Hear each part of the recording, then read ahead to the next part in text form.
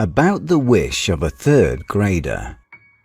Once, on New Year's Eve, the teacher suggested to her third grade students to write an essay telling what they would like to receive as a gift from Santa Claus. Children happily began to describe their dreams and wishes.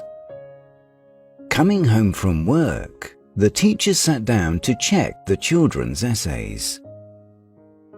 In many of them, there were wishes to receive new toys and gadgets, to travel or to get prizes in competitions. The teacher smiled while reading about such sweet and sincere dreams of children. She picked up the next essay, began to check it, and suddenly froze. In the blink of an eye, a smile faded from her face, and anxiety filled her heart. This story made the teacher very upset from the very first lines. Several times in a row, she read a letter diligently handwritten by a child who asked for a New Year miracle. No, she didn't try to find any mistakes in it to correct them. Now, mistakes did not matter to her at all. After a couple of moments, her husband entered the room. He saw that his wife was very upset, so he immediately asked, "Is anything wrong, dear? Why are you so worried?" The woman raised her eyes with a trembling hand, reached out to her husband to give the child's essay to him. "Here you are. Please, read this," she said while almost crying. The husband took the letter and looked through it. The following was written in neat children's handwriting. "Dear Santa Claus, I will not ask you a lot. Please make one of my wishes come true. Turn me into a TV, at least for a while. I really want my family to get together in the evenings and listen to me without interrupting, so that Dad, coming home from work, would ask me about new things that happened in my life, and Mum will come to me when she is sad, so that everyone will be glad to see me as they are when they see their TV, which now occupies the entire wall in our apartment. After becoming it, I would move over to find a place for the Christmas tree. I really want to live a life of a TV, at least for some time." The man read everything to the end and was filled with sincere indignation. "Yes, poor child. And look, there are really parents like that out there," he said with dismay. In response, the wife raised her head and looked at him with her eyes full of tears. "Do you know whose essay this is? Darling, this was written by our son."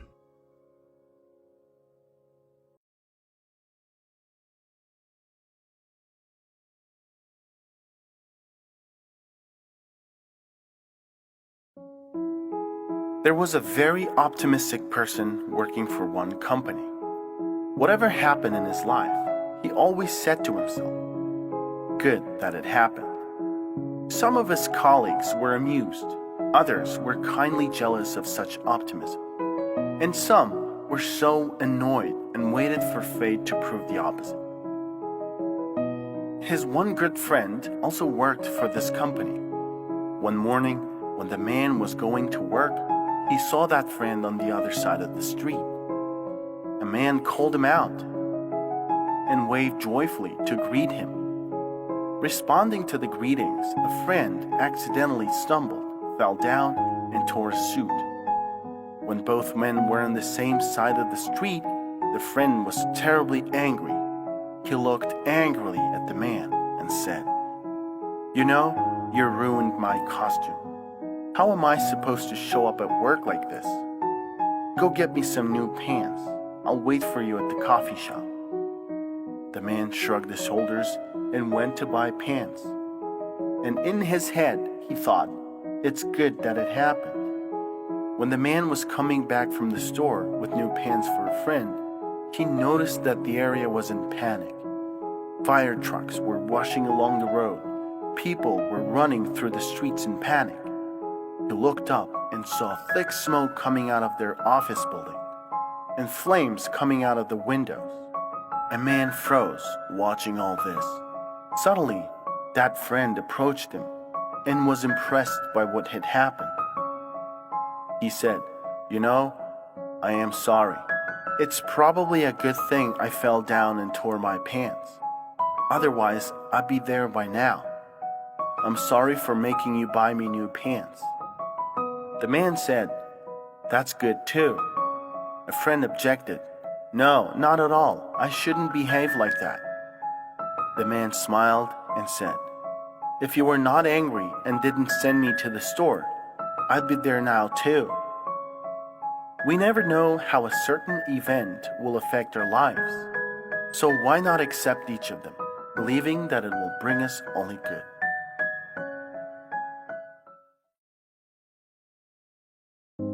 One day, Wind, wandering around the world, met a beautiful rose. It fell in love with the rose that it couldn't spend an hour without this beautiful creature. The wind gently caressed the flower with its warm blowing. The rose answered with even more love, expressing it brightly in the color of beautiful petals and the wonderful scent. The feelings of the wind were growing, and one day it thought that the few easy blows were not enough. It thought, "If now I give the rose all my power and strength, it'll give me even more beauty and fragrance." The wind gathered strength and blew on the rose with a powerful breeze, expressing its love. But the fragile rose couldn't bear such a storm. It was damaged. The wind tried really hard to lift and revive the flower, but it didn't work. Then he calmed down again and breathed on the rose with the former gentle breath of love, but it still faded.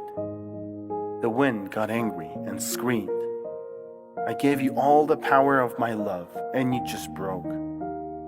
Apparently, you didn't have much power of love, and that means you didn't love me." But the answer was silence. The rose didn't answer anything. It died. The one who truly loves must remember that love isn't measured by strength and passion. Its main measures are tenderness and awe. And it's better to hold it back than to break the beloved one in a single blow.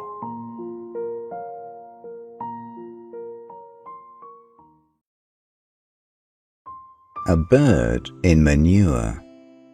Once a small bird flew south to make it through winter.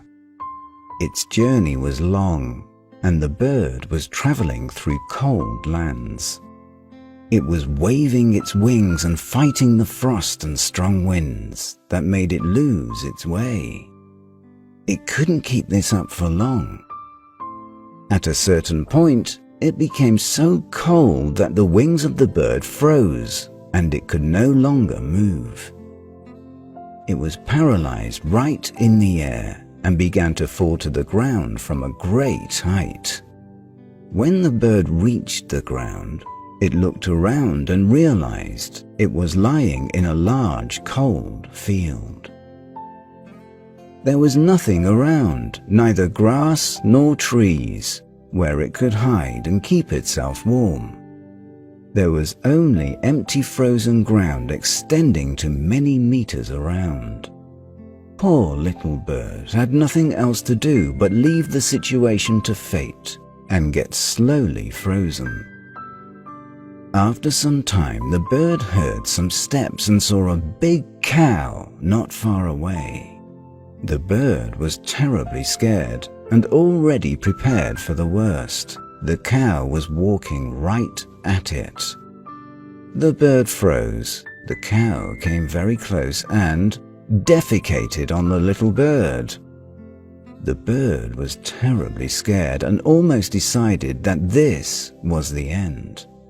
But after a few moments, it suddenly realized that it was still alive and even felt warm.